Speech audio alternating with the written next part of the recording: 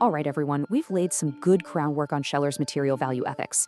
Today, we're going to really dissect a concept that is absolutely central to his critique of modern morality, ressentiment. It's one of his most powerful and, to be honest, one of his most unsettling analytical tools. Okay, so let's just dive right in.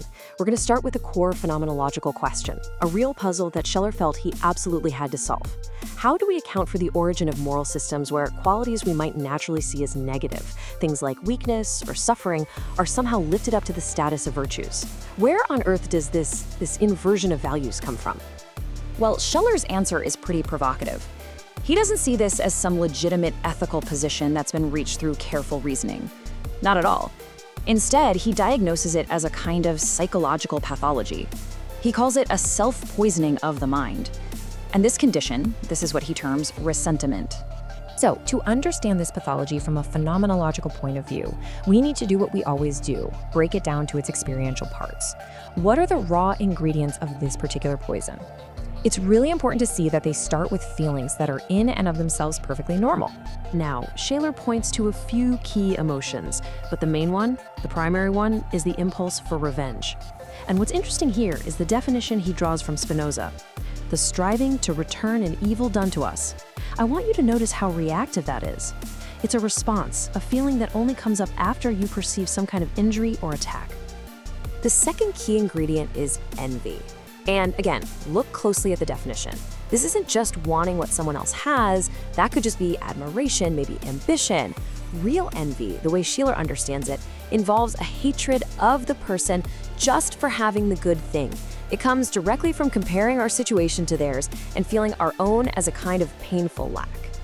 Now, as philosophers, making careful distinctions is, well, it's our bread and butter. And this one is vital. Scheller, following Kant here, is super meticulous about separating vengefulness from the legitimate defense of one's rights. As you can see, one is about restoring balance. It's about justice.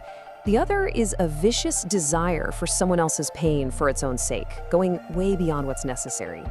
This is a crucial distinction to keep in your back pocket. So here's the crucial point. Scheller is not some simple moralist wagging his fingers saying, "Don't feel envy" or "Don't be angry." He's a phenomenologist. He recognizes that these emotions, the whole range of them you see here, are just normal parts of our human experience. They are not by themselves ressentiment. So, if the emotions themselves aren't the problem, what is? What's the catalyst that transforms these normal feelings into that self-poisoning of the mind?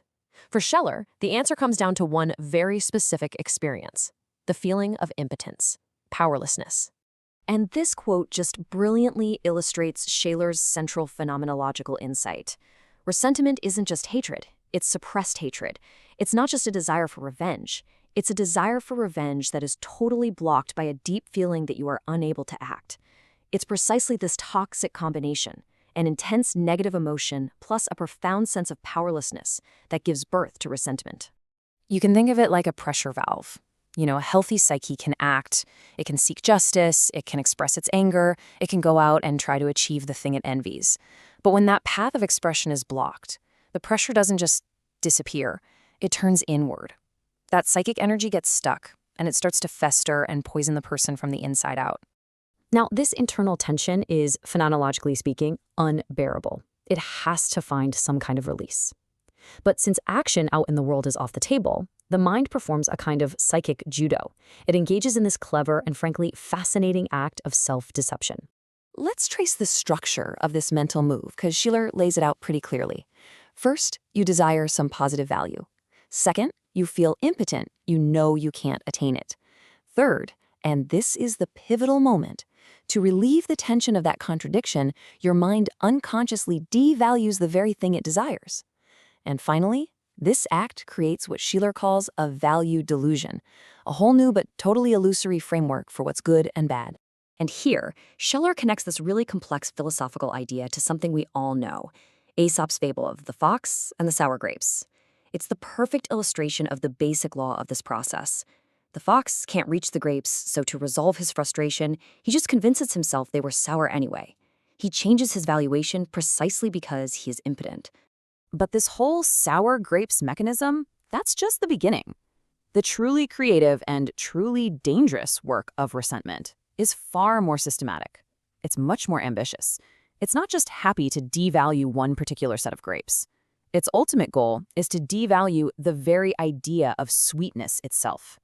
It seeks to invert the entire moral universe. So here, Scheller is building directly on a concept from Nietzsche, the slave revolt in morality. For both of them, ressentiment is not just destructive, it's darkly creative. It's a creativity that's born from the inability to act. Since you can't take real revenge through deeds, you compensate with an imaginary revenge by fundamentally redefining what good and evil even mean. To really grasp the scale of the slave revolt, we have to quickly recall Schiller's own value theory. For him, values aren't just subjective whims. They exist in an objective, a priori hierarchy, which we intuit emotionally. You can see it here. He ranks them from the sensory values of pleasure at the bottom, up through vital and spiritual values, all the way to the values of the holy at the top.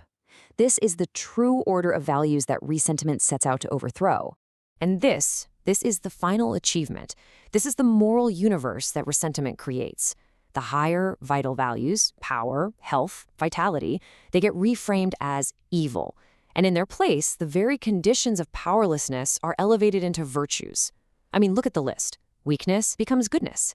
Timidity becomes humility. And this one's the most subversive. The inability to take revenge gets relabeled as noble forgiveness. It's a complete flip of that objective hierarchy we just looked at. So this isn't just some abstract theory.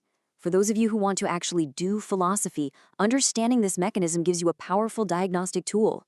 It lets us apply a phenomenological lens to critique all kinds of social arrangements and moral systems. And Scheller turns this tool right back on his own modern era. He argues that modern liberal societies are basically a petri dish for ressentiment. And why is that? Because we preach formal equality. Anyone can succeed, while living in a reality of vast factual inequality. That gap between the ideal and the real creates what he calls psychological dynamite. Everyone is encouraged to compare themselves to everyone else, but for many, that comparison is just a constant source of pain and impotence. Scheller even identifies specific social types and situations that are particularly susceptible. You see the petty bourgeoisie feeling crushed and powerless, the apostate, whose new identity is defined purely by negating their old one, the older generation envying the vitality of the youth, even priests who have to outwardly profess peace while repressing very human feelings of hostility. These are all situations ripe with the necessary ingredients for ressentiment. So, and this is a crucial point, the person of ressentiment is not simply a hypocrite. They are not consciously lying.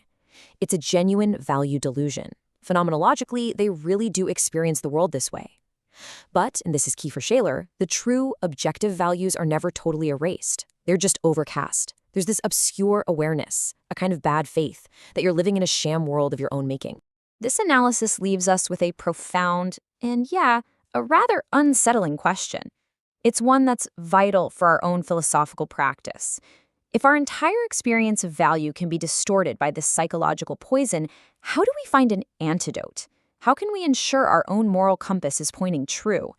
This is a question we'll pick up next time when we discuss Scheller's concept of ordo amoris, or the order of love.